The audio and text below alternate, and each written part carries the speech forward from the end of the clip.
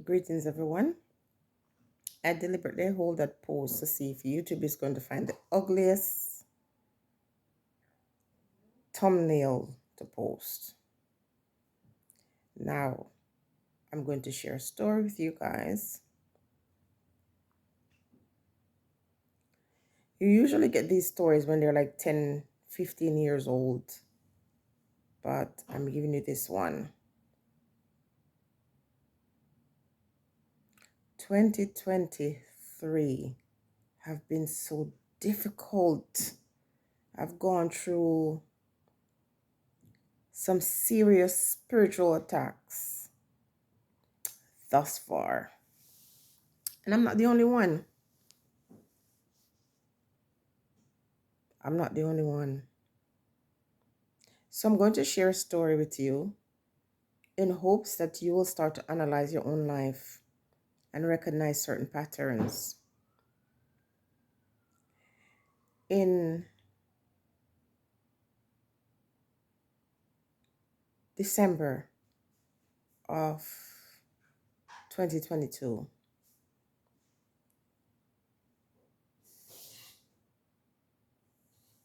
I received a phone call from a young lady.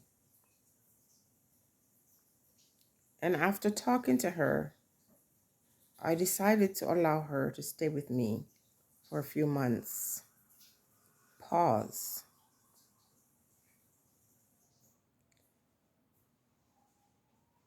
A few months prior to that, I found out that a man that used to stalk me was very ill. And the person or people relating to this person was asking for my children to visit that person. And it was up to them. But they said no. I guess they had trauma from the past and they just didn't want to revisit that. I give my kids choices. I never tell my kids what to do. And so they said no. Now, that person had spent many years stalking me, and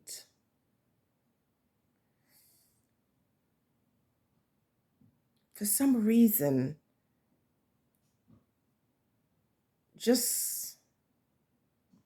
okay, I'm going to hold that. When the person requested for my girls to come to see this person, that person was in a coma. And in my spirit, as much as I said, well, it's up to you guys. If this is what you want, I support you. But I prayed about it too. And so when they said they wouldn't, I didn't force them. I felt it was very strange that when that person was alive and well, no one insisted on this person reaching out to the girls. But here this person was dying. And suddenly, not his request, but the request of his family. Pause. You're going to have to be patient with this one, guys, because sometimes we need to operate with patience and not just rush to it, because I want you to understand it.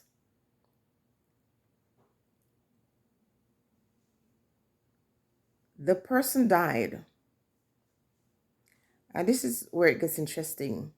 I want you to understand that spirits can leap from the body into a host. I had not seen this person for over 20 years, but somehow it was a desire for this individual to find me. Listen carefully. The person died, and the day when the person was buried, I had a dream. The person showed up at my door. In my dream, I heard a knock on my door. When I opened it and I looked, lo and behold, this man was at my door, and I said, "What are you doing here?" And I didn't invite him in the dream. I woke up in the morning and I knew I needed to cleanse my space because I knew what was happening. The person found me in the spirit. If someone is seeking you in life and they can't find you, when they go to the other world, they will find you. The people who pass from your life when they could not do anything for you or to you physically, in the spiritual world, they can. That's when you're free. The person leapt from that physical body into this young lady who called to say if she could spend some time with me. She was going through a rough time, and she is related to this man. And I allowed her to come. All hell broke loose. The first time I realized something was wrong, and I'm not going to say everything, guys. Come on, this is the internet. But the first time I realized something was odd and off is she was having a difficult time that day. And late into the night, I tried to console her. She was laying on my sofa in the living room, and I was talking to her. She's very soft-spoken. And I was talking to her and just reassuring her that everything was going to be okay. When out of this very petite young woman, the voice of a demon came out and was saying some very disrespectful things. And when I tried talking to her to calm her down, she said, "F off," in a deep, almost demonic voice. It was the scariest thing ever. I said, "What? What did you say?" And she says, "I didn't say anything." Her soft, sweet voice became like a monstrous. She was unaware that the sound actually came out of her. And I said, "Okay, so you found me. All right, just wait. Wait a moment." I went and I have a concoction that I made myself. And I went to get my special salts and I threw it on this young lady. She screamed like an animal, flew upstairs, literally like she flew over those stairs, went in the bathroom and slammed the door shut. I went to the door with my incense, my clearance incense, and started let the smoke go under the door and around the frame of the door. And she screamed inside.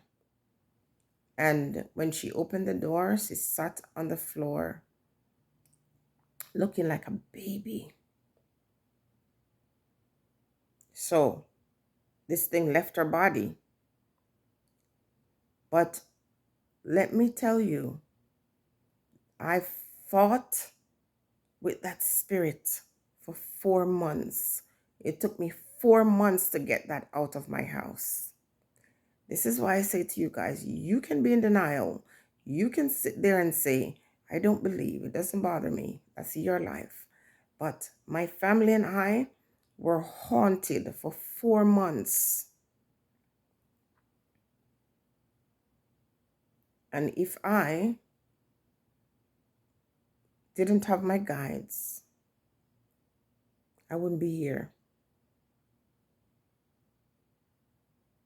It was the worst and most hellish experience I've ever had. And my first experience with understanding how spirits can leap from body to the next. It clearly couldn't manage me, but it surely gave me a run for my money until I was able to show it through the door. I'm going to end with this. I was in a relationship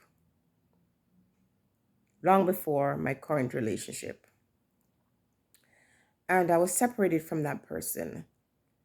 And I was getting a series of dreams. One night, I dreamt that I woke up and I heard banging in my kitchen. And when I looked down the hallway, someone was dressed in full white, sitting on the floor and taking out my pots and pans from under the cupboard. So I woke from my dream, and in the dream, I was so scared. Even when I woke up, I felt eerie. I told a friend, and she says, "Oh, the next time you have that dream, get him out of your place." And I thought to myself, at those time, I didn't understand dreams, and the significance of them and the spiritual ramification of dreams. So I said, "Well, how can you get someone out of a dream? It's a dream." She says, "Yes, you can." So next time I had the dream again, same thing happened. This spirit was dressed in full white in my kitchen, taking up my pots and pans, but it was more angry this time. And so it started coming up towards me. I was at the end of the hallway and my bedroom was very close to it. And that person was coming towards me very angrily. And as I was running away, it was advancing on me. And when I, was caught between, the corner of my room and there was no escape, my hand automatically went up like this, like I'm holding my camera with one hand, so it's hard to put up two hands. But when I put my hand up like this to cover my face and the other hand across it, it looked like a cross. And the thing jumped back, and I realized it was afraid of the cross. Well, that X, it was afraid, the sign, two hands come across my face. So I used it, and as I advanced towards this creature or this spirit, it was moving backward, moving backward. It was afraid of it, and I realized it's scared of the sign that I was holding. So it get to the door, and it started disappearing through the door, and would look back. It was a face of the person that I was in a relationship with. The spirit was trying to show me that this man was very dangerous, and this person would harm me. And I'll leave that story for another time, because was that ever true? That was such a plain dream. Yeah, I was in danger. Danger was ahead, and so on and so forth. The spirits give us signs. They tell us a story. The warnings are there. You have to be tapped in and you have to understand it. And if you don't understand it, find someone. I think everyone needs a spiritual advisor.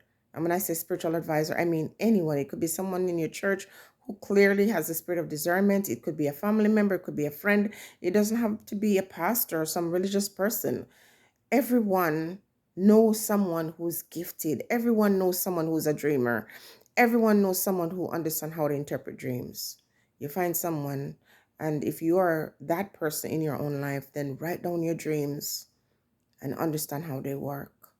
We're spiritual beings living in physical bodies.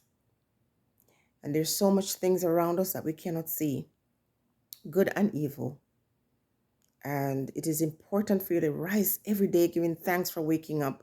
And when you get to the end of the day, give thanks for that too. And to spend time